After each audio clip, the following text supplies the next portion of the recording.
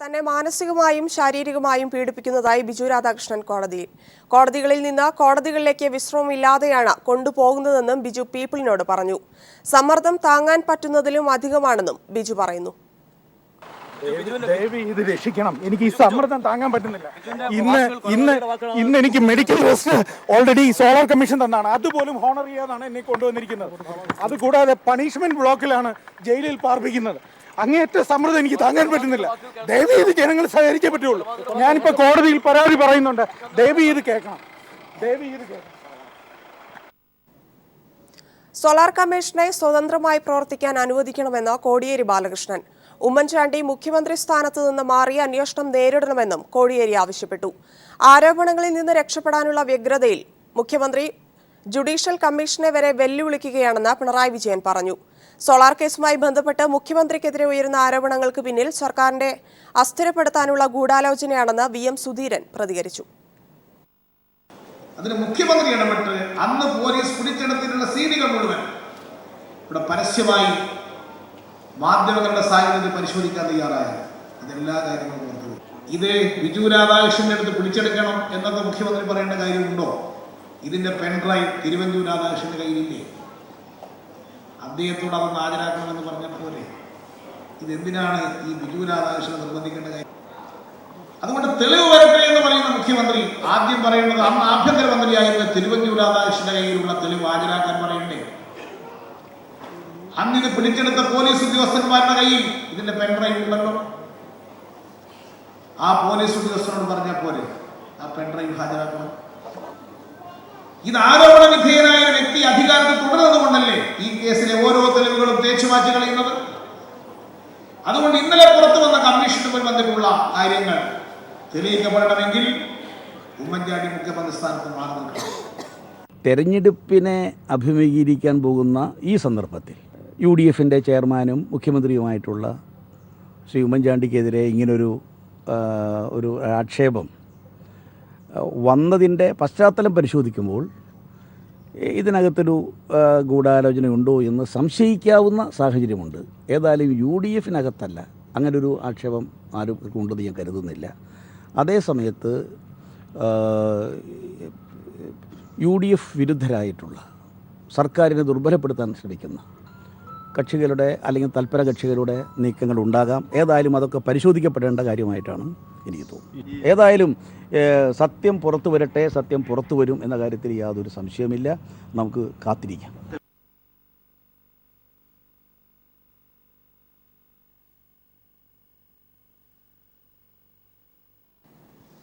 ബാർക്കോഴയിൽ ഗൂഢാലോചനയുണ്ടെന്ന പരാമർശത്തിൽ ഉറച്ചു നിൽക്കുന്നുവെന്ന് KM മാണി. കോൺഗ്രസിനോട് ഇഷ്ടമോ അനിഷ്ടമോ ഇല്ലെന്നും K ബാബുവിന് നന്മ വരുന്നതിൽ സന്തോഷമാണെന്നും അദ്ദേഹം പറഞ്ഞു.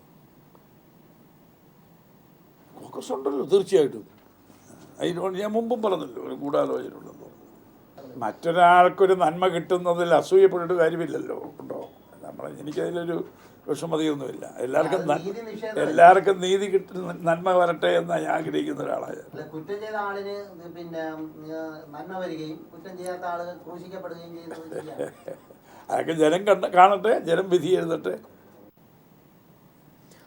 മൈക്രോ ഫിനാൻസ് തട്ടിപ്പിൽ വെള്ളാപ്പള്ളി നടേശനെതിരെ അന്വേഷണം ആവശ്യപ്പെട്ട് VS നേരിട്ട് കോടതിയിൽ ഹർജി നൽകി. വർഗീയ പരാമർശത്തിന്റെ പേരിൽ വെള്ളാപ്പള്ളിയുടെ അറസ്റ്റ് ഉടൻ ഉണ്ടാകില്ലെന്ന് സൂചന. അന്വേഷണ ഉദ്യോഗസ്ഥനായ ആലുവ CI അവധിയിൽ പ്രവേശിച്ചു. വായ്പയെടുത്ത 5 കോടിയും പലിശയും തിരിച്ചടയ്ക്കാൻ വെള്ളാപ്പള്ളിക്ക് പിന്നാക്ക വിഭാഗ വികസന കോർപ്പറേഷൻ നോട്ടീസ് അയച്ചു. മൈക്രോ ഫിനാൻസ് തട്ടിപ്പിൽ വെള്ളാപ്പള്ളി നടേശനെതിരെ അന്വേഷണം ആവശ്യപ്പെട്ട് VS അച്യുതാനന്ദൻ നൽകിയ ഹർജി തിരുവനന്തപുരം വിജിലൻസ് കോടതി ഫയലിൽ സ്വീകരിച്ചു. വെള്ളാപ്പള്ളി പൊതുപണം ദുരുപയോഗം ചെയ്തു എന്ന് VS പറഞ്ഞു. VS അച്യുതാനന്ദൻ കോടതിയെ സമീപിക്കുന്നതിൽ ഭയമില്ലെന്ന് വെള്ളാപ്പള്ളി നടേശൻ. ആരോപണങ്ങൾ VS തെളിയിക്കട്ടെയെന്നും വെള്ളാപ്പള്ളി പറഞ്ഞു. വെള്ളാപ്പള്ളി സംഘപരിവാറിന്റെ റിക്രൂട്ട്മെന്റ് ഏജൻസിയെന്ന് KPCC പ്രസിഡന്റ് VM സുധീരനും അഭിപ്രായപ്പെട്ടു. അതേസമയം വെള്ളാപ്പള്ളിയുടെ അറസ്റ്റ് വൈകിയേക്കും. ജാഥ തീരുന്നതിനു മുമ്പ് അറസ്റ്റ് ഉണ്ടാവില്ലെന്നാണ് സൂചന. അന്വേഷണ ചുമതലയിലുണ്ടായിരുന്ന ആലുവ CI അവധിയിൽ പോയതിനെ തുടർന്നാണിത്. News desk. അടൂരിൽ മൈക്രോ ഫിനാൻസ് തട്ടിപ്പിനിരയായവർ അടൂർ SNDP താലൂക്ക് യൂണിയൻ ഓഫീസിന് മുന്നിൽ ഉപരോധ സമരം നടത്തി. സമരം ശക്തമാക്കുന്നതിന്റെ ഭാഗമായി പ്രക്ഷോഭം കണിച്ചുകുളങ്ങരയിലേക്ക് മാറ്റാനും തീരുമാനിച്ചു. കേരളത്തിന്റെ വികസനത്തിൽ പ്രവാസി മലയാളികളുടെ പങ്കാളിത്തം കൂടുതൽ അനിവാര്യമാണെന്ന് CPIM പോളിറ്റ് ബ്യൂറോ അംഗം പിണറായി വിജയൻ. പശ്ചാത്തല സൗകര്യങ്ങൾ വികസിപ്പിച്ചില്ലെങ്കിൽ നമ്മുടെ നാടിന് ഉദ്ദേശിച്ച പുരോഗതി നേടാനാകില്ലെന്നും അദ്ദേഹം പറഞ്ഞു. ദുബായിൽ പ്രവാസി മലയാളി സമൂഹവുമായി നടത്തിയ സംവാദത്തിൽ സംസാരിക്കുകയായിരുന്നു അദ്ദേഹം. ദുബായ് ബ്യൂറോയുടെ റിപ്പോർട്ട്. കേരളത്തിന്റെ വികസന സാധ്യതകൾ അനന്തമാണെന്നും വികസന സങ്കല്പങ്ങളോടുള്ള പ്രവാസി മലയാളി സമൂഹത്തിന്റെ ആശയങ്ങൾ കേരളത്തിന്റെ വികസനത്തെ മുന്നോട്ട് നയിക്കാൻ ഉതകുന്നവയാണെന്നും പിണറായി വിജയൻ പറഞ്ഞു. ദുബായിലെ ഇന്ത്യൻ കോൺസുലേറ്റിൽ കേരള വികസനം വെല്ലുവിളികളും സാധ്യതകളും എന്ന വിഷയത്തിൽ പ്രവാസി മലയാളികളുമായി സംവദിക്കുകയായിരുന്നു അദ്ദേഹം. ലോകമാകെ അംഗീകരിച്ച മലയാളികളുടെ തൊഴിൽ വൈദഗ്ധ്യം കേരളത്തിന് ഉപയോഗപ്പെടുത്താനാകണം, പിണറായി പറഞ്ഞു. ലോകത്തെ വികസിത രാഷ്ട്രങ്ങൾ നേടിയ നേട്ടങ്ങൾ ചില മേഖലയിൽ നേടാൻ നമുക്ക് കഴിഞ്ഞിട്ടുണ്ട്. അതുകൊണ്ടാണ് കേരള മോഡലിനെ കുറിച്ച് എല്ലാവരും പുകഴ്ത്തി സംസാരിക്കുന്നത്. പക്ഷേ ഈയൊരു ഭാഗം നിലനിൽക്കുമ്പോൾ തന്നെ ഇതിനൊരു മറുവശം ഉണ്ടാവുകയാണ്. നമ്മുടെ ജനങ്ങളുടെ ജീവിത നിലവാരത്തിൽ നല്ല പുരോഗതി ആർജിക്കാൻ നമുക്ക് കഴിഞ്ഞിട്ടുണ്ട്. സംസ്ഥാനത്തിന് നേടാൻ കഴിഞ്ഞ ഈ പുരോഗതിയിൽ പ്രധാന പങ്കുവഹിക്കുന്ന ഒരു വിഭാഗമാണ് പ്രവാസി സഹോദരങ്ങൾ. പശ്ചാത്തല സൗകര്യ വികസനമില്ലെങ്കിൽ നമ്മുടെ നാടിന് ഉദ്ദേശിച്ച പുരോഗതി നേടാൻ കഴിയില്ല. ദുബായ് ഇന്ത്യൻ കോൺസുലേറ്റിലെ ഡെപ്യൂട്ടി കോൺസുൽ ജനറൽ മുരളീധരൻ സംവാദം ഉദ്ഘാടനം ചെയ്തു.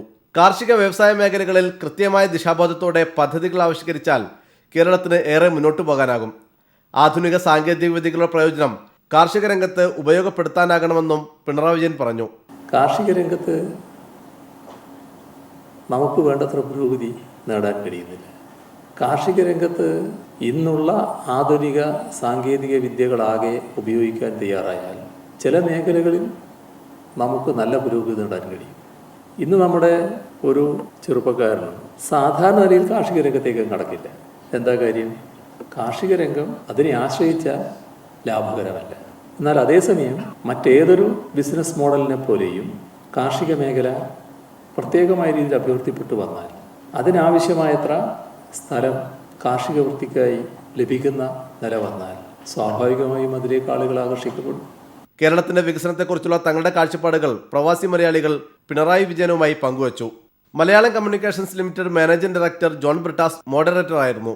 OV മുസ്തഫ സ്വാഗതവും VK ഷറഫ് നന്ദിയും പറഞ്ഞു. ചടങ്ങിൽ പ്രവാസി മലയാളികളുടെ സ്നേഹസമ്മാനം Lulu group executive director MA Sharaf Ali Pinarayi വിജയന് സമ്മാനിച്ചു. ബാങ്കിംഗ്, IT തുടങ്ങി പ്രവാസി സമൂഹത്തിന്റെ വിവിധ തുറകളിൽപ്പെട്ടവർ സംവാദത്തിൽ പങ്കെടുത്തു. ദുബായിൽ നിന്ന് T ജമാലുദ്ദീൻ.